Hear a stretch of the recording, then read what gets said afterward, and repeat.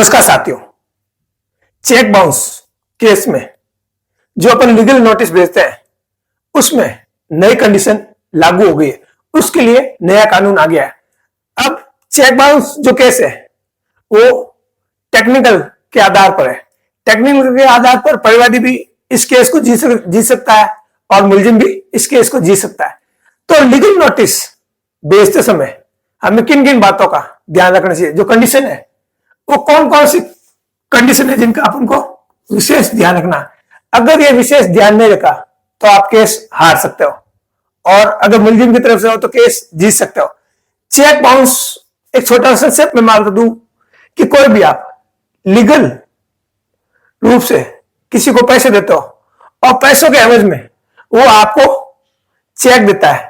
Check में वो amount भरता है, नाम लिखता है, सारा करता है। जब आप अपने खाते में लगाते हो और चेक किसी भी वजह से, जैसे मान लो कि उस पर साइन सही नहीं थे, या अमाउंट अपर्याप्त था, या और कोई वजह भी हो सकती है, या उसने अपने अकाउंट क्लोज करवा दिया हो, तो उस स्थिति में चेक बाउंस का केस लगेगा। चेक बाउंस का केस कौन सी कंडीशन में लगेगा? जैसे अभी बहुत सारी बैंकें मर्ज हो गई है और अगर वो चेक लेते हो तो फिर चेक नहीं। अब अपन बात करते कंडीशन। सबसे पहले जो पैसा है कितना है, डेट, टाइम, पैलेस, ये सारी चीजें जब भी आप लीगल नोटिस भेजो तो ये चीजें आपको, जो पैसा कितना है, किस तारीख को दिया, कौन सी टाइम को दिया, कौन सी जगह से दिया, किस काम के लिए दिया, वो भी आपको लिखना जरूरी है।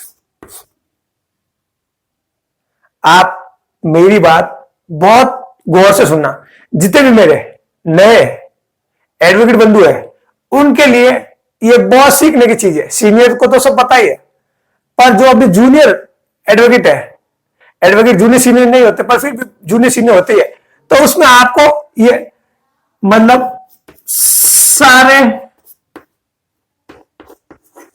फैक्ट आपको नोटिस में लिखने ही लिखने, किसी भी कंडीशन में। ऐसे नहीं लिख दे सारी चीजें आज के तारीख में आपको लिखनी पड़ेगी।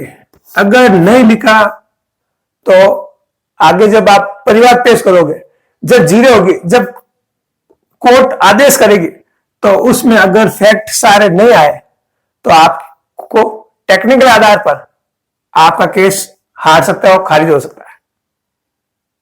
यानी कि अगर आप परिवादी के तरफ से हो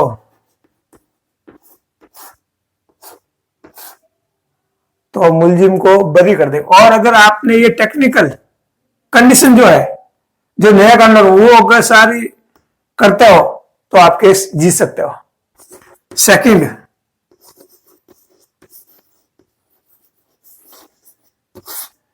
चेक डिसऑनर होने की डेट से 30 दिन के अंदर अंदर आपको लीगल नोटिस भेजना जरूरी है। अगर लीगल नोटिस 30 दिन के बाद भेजा तो आपका केस 1 सेकंड में उड़ जाएगा। मतलब मुलजिम इसमें बरी हो जाएगी। ये टेक्निकल चीजें है। ये कंडीशन आपको माननी ही पड़ेगी कि 30 दिन के अंदर चेक भेजना है तो 30 डेज के अंदर चेक भेजना ही भेजना, किसी भी कंडीशन में। ये चीज हो गई। और जो लास्ट वाली चीज है बहुत इंपॉर्टेंट है, थर्ड, एक उदाहरण के माध्यम से समझाता हूं मैं आपको।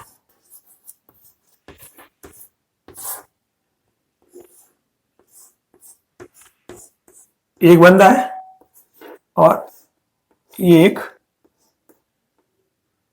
बंदा है, इसने 50,000 रुपये इसको उधार दिए, इसको 50,000 रुपये उधार दिए। इसने इसके पैसों के एवज में एक चेक दिया, ये चेक दिया। अब चेक दिया, इसमें टाइम डाली हुई थी 15 दिन की। 15 दिन बाद में इस बंदे ने अपनी बैंक के खाते में चेक लगाया। चेक अपर्याप्त राशि होने से डिसऑनर हो गया। अब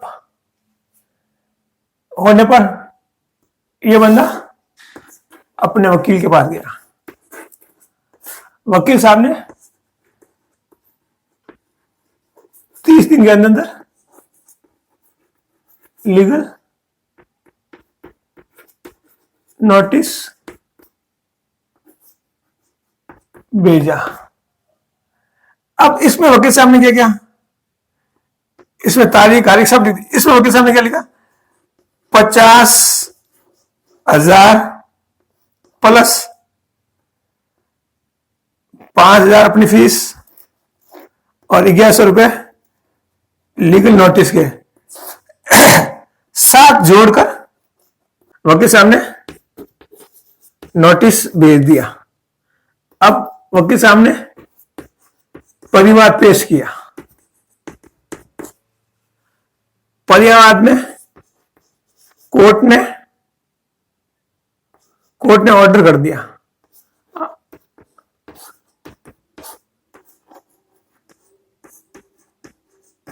मुलजिम को बरी कर दिया। अब आप बोलो सब बरी कैसे कर दिया? बरी इसलिए कर दिया कि उसने नोटिस में सिर्फ आपको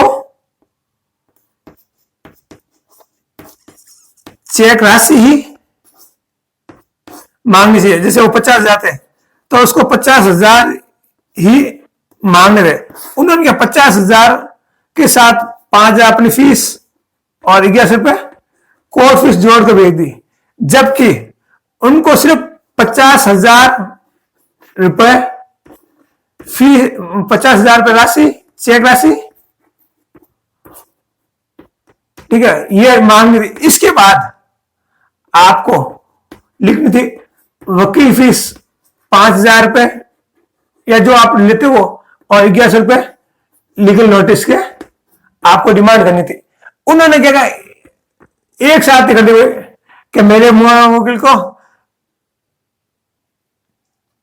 56 और 57,000 रुपए मांग ली, जबकि उनको मांगनी थी कैसे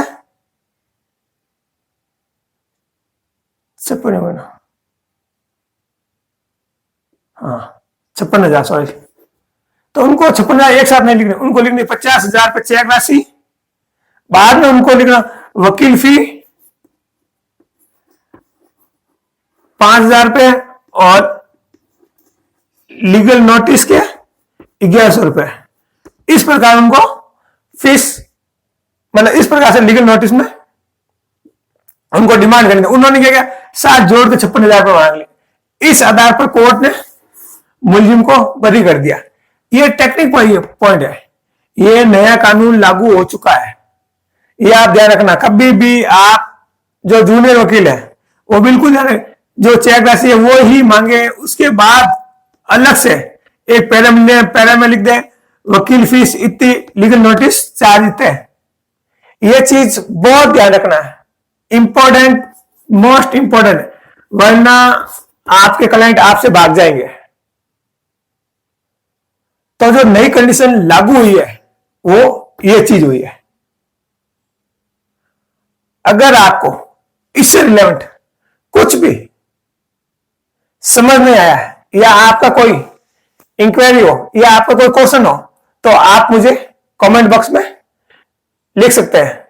आई होप आज का वीडियो आपको पसंद आया है तो एक लाइक कर दो, एक प्यारा सा कमेंट कर दो और जो आपके साथी अधिवक्ता है उनको ये वीडियो शेयर कर दो। और अभी तक आपने हमारा YouTube चैनल एडवोकेट आर के बटानिया को सब्सक्राइब नहीं किया तो सब्सक्राइब बटन दबाए और ज्वाइन करें। इसी के साथ जय हिंद, वंदे मातरम।